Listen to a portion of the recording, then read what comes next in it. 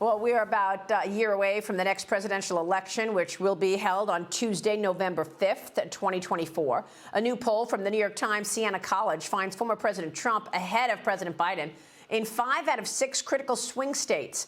Trump beats Biden by almost 11 points in Nevada, 6 points in Georgia, 5 in Arizona and Michigan, and 4 points ahead in Pennsylvania.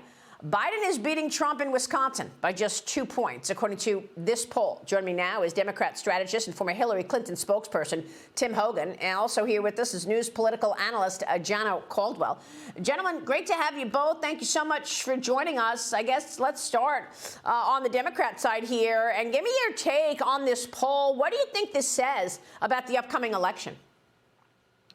Yeah, well, we had a poll out yesterday from ABC2 that put Donald Trump's approval rating at around 29%, so I don't think Republicans are sending their best. But with the New York Times poll, look, in 2011, around this time, we heard that Rick Perry was maybe going to be the next president of the United States. Barack Obama was toast, as the New York Times called it. Their magazine cover said he had a 17% chance of winning. So the reality is we're a year out. There's a lot of work to be done for the Biden campaign. But, you know, I don't want to hear Republicans crowing like they were about a red wave coming in 2022, and we see where we ended up as well. One state that I look at that's interesting there is Nevada. I've done a lot of work there. Clark County, the crosstabs in that poll put Joe Biden down 6 points against Donald Trump. Look, there is an 8-point Democratic registration advantage in Clark County. Serious statewide candidates do not lose Clark County. And if I am wrong on that, I will come back on the show and eat crow, because there is no way that that crosstab is accurate. Well, Tim, I mean, look, let's face it. It's almost universal that Joe Biden has failed. On every single issue, he's going the opposite direction. Spending, reckless spending in 2.5 years led to 40-year high inflation. Foreign policy, a botched withdrawal from Afghanistan, triggered our adversaries. China, more aggressive under Joe Biden than has been in the past several years. Look, we are now dealing with 2 wars. I mean, look at the border, wide open. We've got terrorists crossing the border. Even Democrats now are telling Joe to step aside. Do you think he will?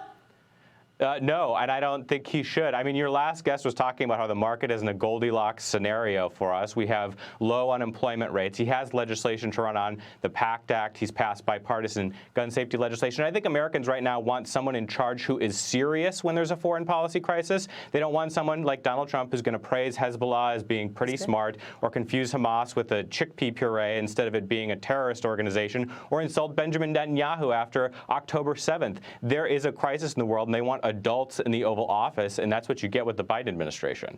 Oh, well, we heard that. So far, though, we haven't seen a lot of success. Gianno Caldwell, weigh in here, because the poll that we're looking at this morning is also showing that voters are missing Donald Trump on policies like key issues, talking economy, immigration, turmoil in the Middle East. Trump is up 12 points on the economy. He's up 12 points on immigration and 11 points on the war in Israel.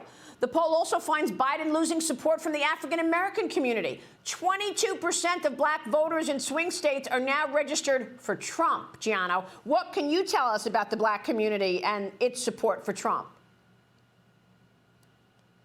Comments, and I don't know if he's been around open cans of paint this morning, but I'm hearing very delusional statements. The facts of the matter is Joe Biden has done us a disservice as a country. People said, like Tim, that he was going to bring our economy roaring back. Didn't happen. That he was going to make us safer as a country. Hasn't happened. We do see, as you mentioned, Maria, terrorists pouring in. And at the same time, we have Democrats, people within Tim's own party, who won't even support Israel, our key ally. We are in a state of disarray, and you got people like David Axelrod, who is sounding the alarm as to what's going on within the Democratic Party. We're not seeing the kind of successes that people promised in 2020, and I don't believe that Joe Biden is even up to the job to do his daily duties as a president, to the domestic duties.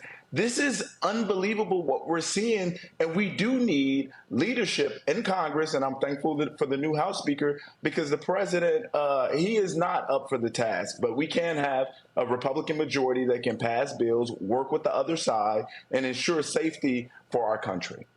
Well, I mean, this election is going to be about who's a bigger crook. I mean, frankly, Tim, it's not all that ineptitude on policy. It's also this corruption, which seems to be in plain sight.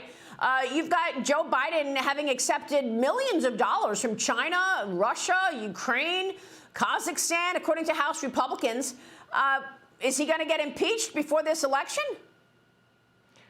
Look, there is one likely presidential candidate who's taking the stand this morning, and that is Donald Trump in New York. And we've heard over and over and over again from James Comer, from Jim Jordan, that there's going to be a smoking gun on all of this. And the reality is we haven't seen it yet because it doesn't exist. And for voters, they do not, they don't care about personal grievances.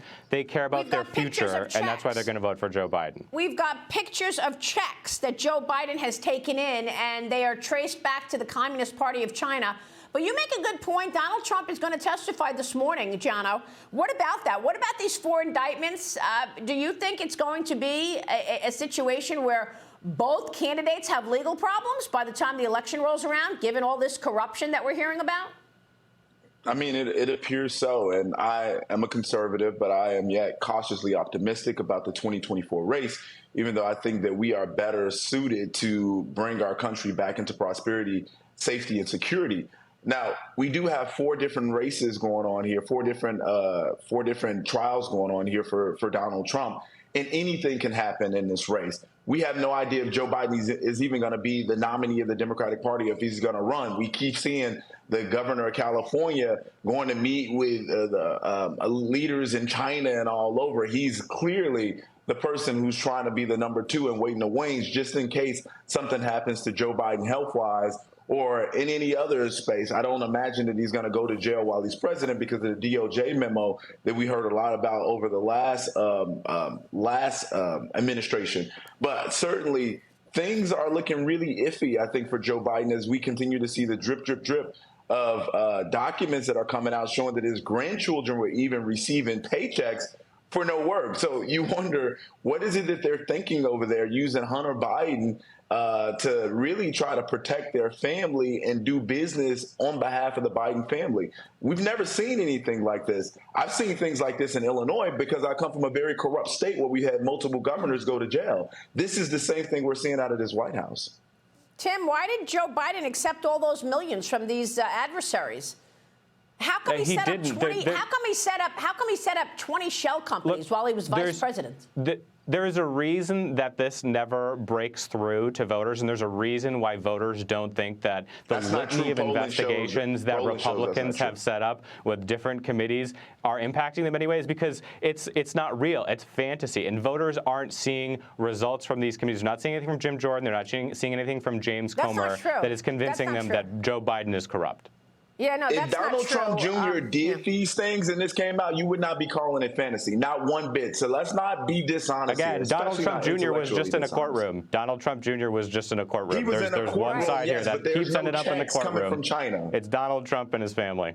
Yeah, and increasingly, people are not buying all these attacks on Donald Trump. I can tell you that. People are thinking that there's two systems of justice here. And then there's Joe Biden's age, Tim. More than 70% of voters say that he's too old to be an effective leader. Others say it's not just his age, but it's his mental capacity, that he actually has, he's on the doorstep of dementia. I mean, you know, Joe Biden and Donald Trump could have gone to high school together. So the reality is the age issue between the two is fairly neutral. Their age is what it is. That's what we have in this election. But we have someone in Joe Biden who can travel to a war zone, who can travel to Kyiv, who can travel to Tel Aviv to meet with key allies, and he has the stamina and the vigor to do it. You look at Donald Trump's foreign policy tours, and I think his biggest was going to North Korea and saluting Kim Jong-un. I mean, the reality is Joe Biden's vigor is in the results and the legislation that he's passed. The results and there's not been many on the doorstep of a recession. Your last guess was just saying that it was a Goldilocks scenario, that we're seeing the market move in the right way. And I do think voters, it takes a while, but I think voters are going to see an improving economy. And I think ultimately that is something that will be beneficial for Joe Biden with the economic program that he's put forward. And, you know, the solution is not Donald Trump coming in and giving more tax cuts to wealthy people, trying to take health care away from millions of people. It's just not something he can run on. Yeah. One final word, if I may, Maria. Yeah, 3 coalitions that Joe Biden is losing: Gen Z, millennials, and African Americans. If he can't get those 3 to coalesce around his candidacy, he loses. And right now he's losing. So what Tim is saying is simply not in the data. It's not in the facts. It is not true. All right. Sounds like the red wave from 2022. Tim Hogan, Gianno Caldwell, great conversation. Thank you, gentlemen. We will be watching all of that.